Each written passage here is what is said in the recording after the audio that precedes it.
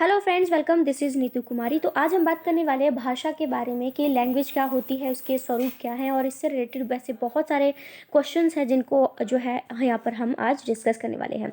सबसे पहले हम स्टार्टिंग करते हैं कि जो लैंग्वेज है वो क्या होती है। मोस्टली लोगों को पता ही होगा कि लैंग्वेज क्या होती है, भाषा कैसे कहते हैं। अगर नॉर्मल बोलचाल में कोई पूछता है तो हम हमेशा यही कहते हैं कि जिस भाषा के द्वारा हम अपने विचारों को, अपने भावों को दूसरों को समझाते हैं, दूसरों के जो थॉट्स हैं, उनकी जो बातें, उनकी जो फीलिंग्स को हम भाषा के द्वारा सुनकर, समझकर, लिखकर समझते हैं, तो उसे हम लैंग्वेज बोलते हैं। इसमें लिखा है कि भाषा वह साधन है जिसके द्वारा मनुष्य बोलकर, सुनकर, लिखकर, वो पढ़कर अपने मन के भावों या विचारों का आदान प्रदान करता है। दूसरे शब्दों में कहें तो जिसके द्वारा हम अपने भावों को लिखित अथवा कथित रूप से दूसरों को समझा सके और दूसरों के भावों को समझ सकें, उसे भाषा कहते हैं। सार्थक शब्दों के समूह या संकेत को भी भाषा कहते हैं, क्योंकि लैंग्वेज जो होती है वो सिर्फ हम लोग बोलकर, लिखकर और कहकर ही, पढ़कर ही नहीं समझते हैं, बल्कि हम जो है वो साइन लैंग्वेज के थ्रू भी अपनी भाषा, अपने जो शब्द हैं, अपनी जो फीलिंग्स हैं, इमोशंस हैं, दूसरों की बातें हैं, उनको समझ सकते हैं और समझा भी सकते हैं। ठीक है, तो साइन लैंग्वेज को कभी नहीं भूलना चाहिए। भले ही आप कई टाइप के लैंग्वेजेस के बारे में बात कर रहे होते हो, साधन की बात कर रहे होते हो, लेकिन जो हमारी साइन लैंग्वेज होती है उसे हमें कभी नहीं भूलना चाहिए। वो हमारी इंपॉर्टेंट एक पार्ट हो जाता है। अब है, विभिन्न विद्वानों ने भाषा की परिभाषा अपने शब्दों में विभिन्न प्रकार से दी है। यानी ऐसे बहुत सारे विद्वान हैं जिन्होंने डेफिनेशन दी है लैंग्वेज को लेकर। सबसे पहले डॉक्टर बाबू राम सक्सेना जो है, उन्होंने कहा है कि जिन ध्वनि चिन्हों के द्वारा मनुष्य परस्पर विचार विनिमय करता है, उसको या उनको समष्टि रूप से भाषा कहते हैं।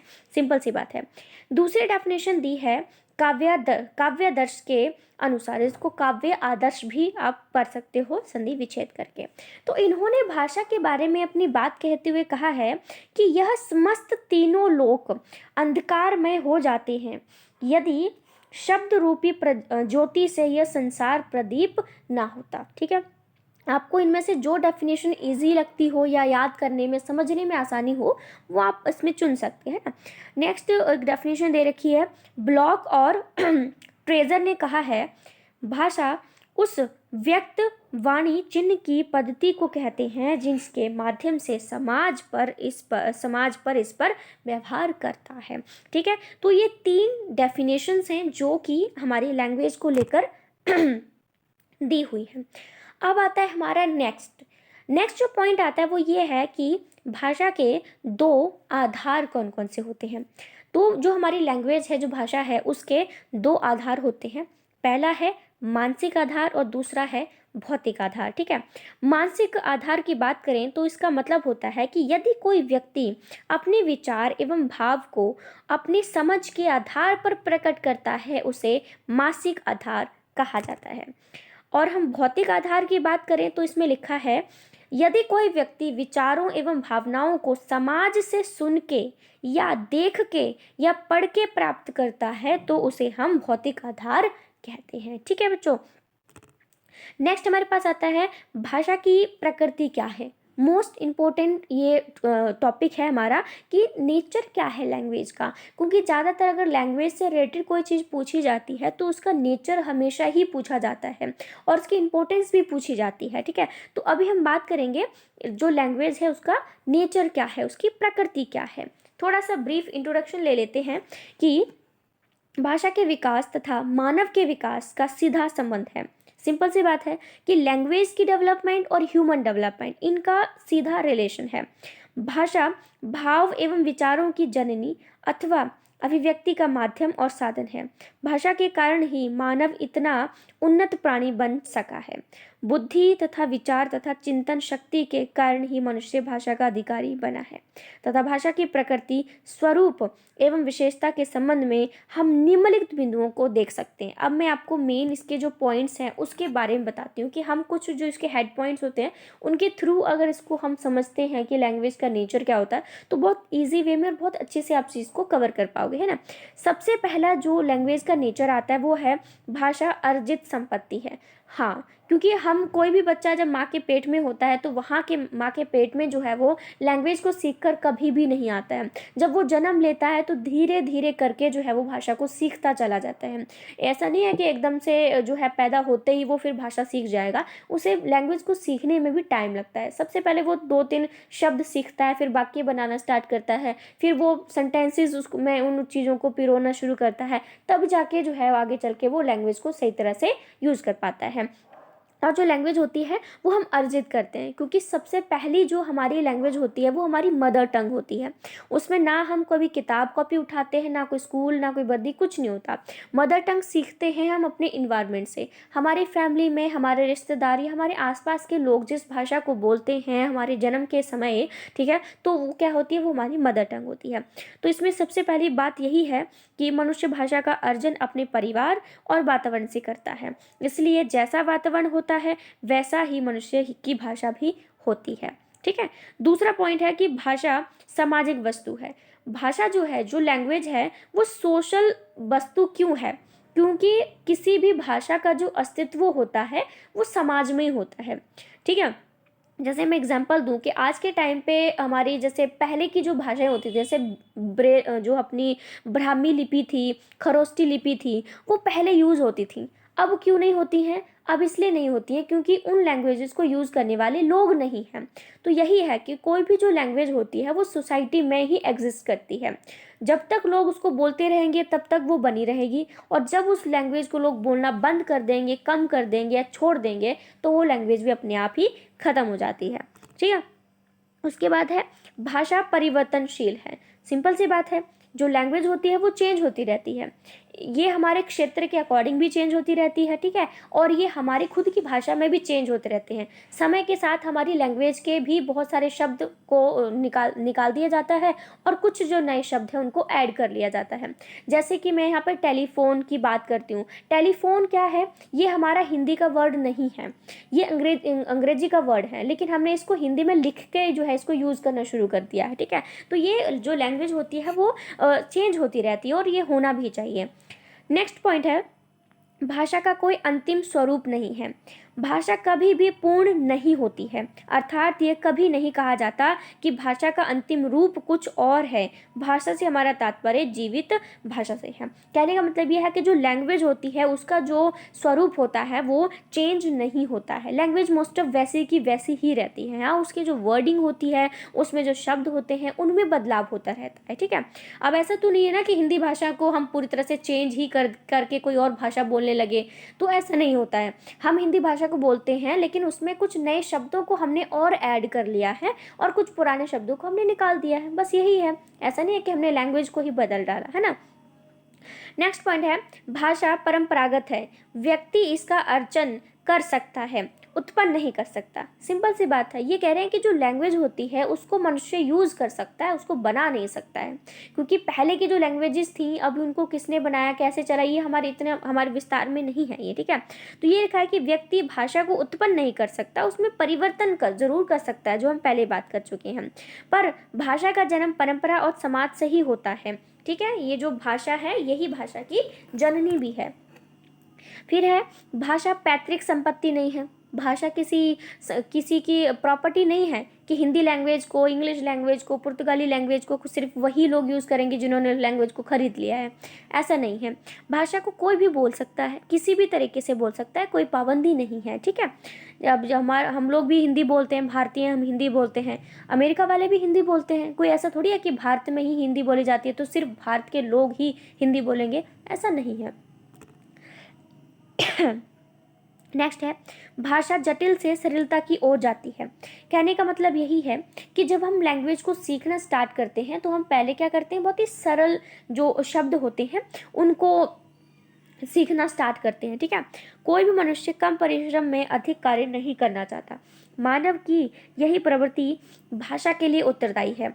जैसे टेलीविज़न को टीवी कहाँ पर काम चला लिया जाता है, तो यही चीज़ है कि हम लोग क्या करते हैं कि हम लोग शॉर्टकट लैंग्वेजेस जो होती है ना उनका यूज़ करना शुरू कर देते हैं। ठीक है। पहले के हमारे कोई जैसे आचार्य जी, हम लोग वर्ड यूज़ क्या करते थे पहले टीचर के लिए, अब लोग क्या करते हैं, आचार जी भी बोल देते हैं, कुछ गलत जो चीज़ें होती है वो भी। और हर किसी के घर में शॉर्ट नेम तो होते ही होते हैं, आपका रियल नेम भी होता है, लेकिन फिर भी आपको छोटा करके नाम आपको देना ही देना होता है। तो हम लोग क्या करते हैं, ज़्यादा मुश्किल चीज़ करना ही नहीं चाहते हैं, चाहे किसी का नाम लेना हो, चाहे पढ़ना हो, चाहे कुछ और करना हो, है ना। अब है भाषा के कितने स्वरूप होते हैं। तो जो लैंग्वेज होती है उसके 3 स्वरूप होते हैं, मौखिक भाषा, लिखित भाषा और सांकेतिक भाषा। सबसे पहले हम ओरल लैंग्वेज की बात करते हैं। ओरल लैंग्वेज को आप जानते हो अच्छी तरह से। ओरल लैंग्वेज क्या होती है, जो हम बोलचाल में यूज़ करते हैं, जिसके लिए हमें लिखने की ज़रूरत नहीं पड़ती है। हम हमारे सामने कोई रिश्तेदार मिल जाए, हमारा फ्रेंड मिल जाए या जानकार कोई मिल जाए, तो हम उससे खड़े खड़े हमसे बात कर लेते हैं। ऐसा नहीं करते ना कि चलो मैं कॉपी निकालता हूँ, तू भी कॉपी निकाल और मैं लिख लिख के बात करता हूँ। मौखिक लैंग्वेज वही होती है जिसमें आप सिर्फ बोलचाल से अपने भावों को व्यक्त कर देते हो। जैसे टेलीफोन हो गया, दूरदर्शन हो गया, भाषण, वार्तालाप, नाटक हो गया, वीडियो, इन सभी, जैसे वीडियो कॉल करते हो तो वहाँ पर भी आप सिर्फ बोलकर ही एक दूसरे से बातें जो है वो कर पाते हो। ठीक है। अब है लिखित। जो रिटन लैंग्वेज होती है वो आप जानते हो, जिसमें आप अपने भावों को, अपने विचारों को, अपने इमोशंस को लिख कर दूसरे के सामने पेश करते हो। इसका सबसे बड़ा एग्जाम्पल तो चिट्ठियाँ ही थी हमारी पहले ज़माने की।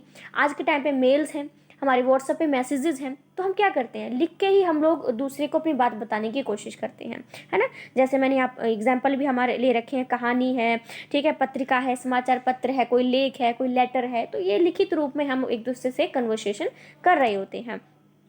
और सांकेतिक लैंग्वेज आप यहाँ पे देख भी रहे हो कि आप इशारों में बातें करते हैं, जो बोल नहीं सकते हैं, जो सुन नहीं सकते हैं, वो ऑफ कोर्स साइन लैंग्वेज का यूज़ करते हैं। वो हाथों से, आँखों से, जो हमारा मुंह का पूरा स्ट्रक्चर का हाव भाव है, उसके थ्रू हम अपनी बातों को समझाने की कोशिश करते हैं। आप ट्रैफिक हवलदार की यहाँ पर एक ये चीज़ देख सकते हो। ये भी क्या करता है, ये हाथों से ही ज़्यादातर यूज़ करता है, चिल्लाता तो नहीं रहता ना पूरे। अपने देखा होगा कई बार ट्रैफिक लाइट ख़राब हो जाती हैं, तो ऐसे ही ट्रैफिक पुलिस जो होती है वहाँ पे खड़ी होती है और हाथों से इशारा करके गाड़ियों को आने और रुकने का इशारा करती हैं। तो ऐसा तो नहीं है ना पूरे दिन वो चीखते रहता है कि हाँ रुक जाओ, अब तुम्हारी बारी नहीं, इनकी बारी। ऐसा नहीं होता ना, बस वो हाथों से क्या करता है, संकेत करता रहता है। चलो, इसके हम कंक्लूजन की बात करें तो उपयुक्त विवेचन से ये स्पष्ट होता है कि भाषा समाज से ही उत्पन्न हुई है और मनुष्य ने अपनी ज़रूरत के लिए बनाया है। भाषा के 3 रूप होते हैं, मौखिक, लिखित, सांकेतिक। ठीक है, ये कंक्लूजन जो है आप यहाँ पे देख सकते हैं। नेक्स्ट हमारे पास आता है इंपॉर्टेंट चीज़ के भाषा क्षमता एवं भाषा व्यवहार। प्रजनक व्याकरण के जनक नोम चॉम्स्की द्वारा किसी व्यक्ति के भाषा ज्ञान और उसके द्वारा किए जाने वाले भाषा व्यवहार के संदर्भ में 2 अवधारणाएं दी गई हैं, भाषा क्षमता और भाषा व्यवहार। इन्हें संक्षेप में इस प्रकार से आप समझ सकते हैं। सबसे पहले हम लैंग्वेज, जो भाषा क्षमता है उसकी बात करते हैं। इस कुत्ते को भी अभी भौंकना था ना। तो लिखा है कि भाषा क्षमता किसी भाषा प्रयोगता की वह मानसिक क्षमता है जिसके आधार पर वह वाक्यों को सुनता, समझता एवं अभिव्यक्त करता है या कर सकता है। भाषा व्यवहार के लिए संबंधित भाषा का कोश और नियम भाषा भावी के मस्तिष्क में अमूर्त रूप से स्थापित रहते हैं। नियम की जो व्यवस्था होती है ना, वो हमारी वाक्य, अर्थी, सभी प्रकार की जो उपव्यवस्थाएं होती हैं वो उसमें सम्मिलित ही इसको हम कर सकते हैं। और नोम चॉम्स्की की रही बात, तो उन्होंने सिंपल सी बात कही थी कि हर एक जो बच्चा है उसमें लैंग्वेज सीखने की जो एबिलिटी है, जो कैपेसिटी है, वो पहले से ही मौजूद होती है। ऐसा कोई भी बच्चा जन्म के बाद ऐसा नहीं होता जो लैंग्वेज सीख नहीं सकता है। ठीक है, हाँ उसको कोई डिसेबिलिटी, कोई किसी प्रकार की डिसेबिलिटी आ जाती है, हाँ वो अलग मैटर हो जाएगा, लेकिन वैसे कोई बच्चा पैदा होता है तो उसके अंदर कोई भी लैंग्वेज सीखने की उसके अंदर क्षमता होती है। अपनी भाषा क्षमता के आधार पर भाषा भावी यह बताने के सक्षम होता है कि उसके सम्मुख प्रस्तुत कोई वाक्य उसकी भाषा है या नहीं है। जैसे लिखा, उदाहरण के लिए हिंदी के संदर्भ में निम्नलिखित 2 वाक्यों को देखें। मैं भारतीय हूँ, वित्त सेवा, ऐसे करके लिखा हुआ है। तो ये दोनों वाक्य देवनागरी में लिखे गए हैं, लेकिन कोई भी हिंदी भाषी इन्हें देखकर बता सकता है कि दूसरा वाक्य हिंदी भाषा का नहीं है। ठीक है, हाँ, और इसमें भी वही चीज़ हमारी आ जाती है। इस जैसे हमने 2 सेंटेंस लिखे हैं, मैं भारतीय हूँ, मैं भारतीय है, तो यहाँ पे करेक्शंस की बात आ जाती है कि मैं भारतीय हूँ, जो फर्स्ट सेंटेंस है वही हमारा करेक्ट है, दूसरा में क्या है, वो सेंटेंस गलत दिया हुआ है। ठीक है। अब भाषा व्यवहार की बात करें, भाषा व्यवहार का मतलब होता है कि हम लैंग्वेज को कैसे यूज़ करते हैं, हम सोसाइटी में लोगों के साथ लैंग्वेज को कैसे यूज़ करते हैं। किसी व्यक्ति के द्वारा अपने जीवन में किया जाने वाला भाषा का वास्तविक व्यवहार भाषा व्यवहार है। इसमें व्यक्ति द्वारा किया जाने वाला शब्द चयन, वाक्य रचना, प्रयोग, वाचन शैली, ये सभी आ जाते हैं। उदाहरण के लिए एक हिंदी भाषी व्यवस्थित निम्नलिखित में से किसी भी वाक्य का उपयोग पुस्तक मांगने के लिए कर सकता है कि मुझे पुस्तक दीजिए, मुझे किताब दीजिए, मुझे बुक दीजिए। इसका मतलब ये बिल्कुल भी नहीं है कि आप एक साथ बोलोगे कि मुझे पुस्तक, किताब, बुक दीजिए। आप सीधे इसमें से एक वर्ड का ही जो है आप यूज़ करने वाले हो। ठीक है। तो ये हमारा जो आज का सेशन है वो यहीं पे कवर होता है, जिसमें हमने किया कि लैंग्वेज क्या होती है। ठीक है। और उसके स्वरूप क्या होते हैं, उसका नेचर क्या होता है, लैंग्वेज की जो क्षमता है, जो भाषा क्षमता है, भाषा व्यवहार है। तो ये कुछ टॉपिक को हमने यहाँ पर समझा है। अगर कोई चीज़ समझ में नहीं आती है तो आप कमेंट करके बता सकते हैं। ठीक है। अगर सेशन अच्छा लगा हो तो वीडियो को लाइक, शेयर, सब्सक्राइब यदि आपका मन करता है, दिल करता है, तो आप आराम से कर सकते हैं। वेलकम है। So thank you so much friends. Thank you.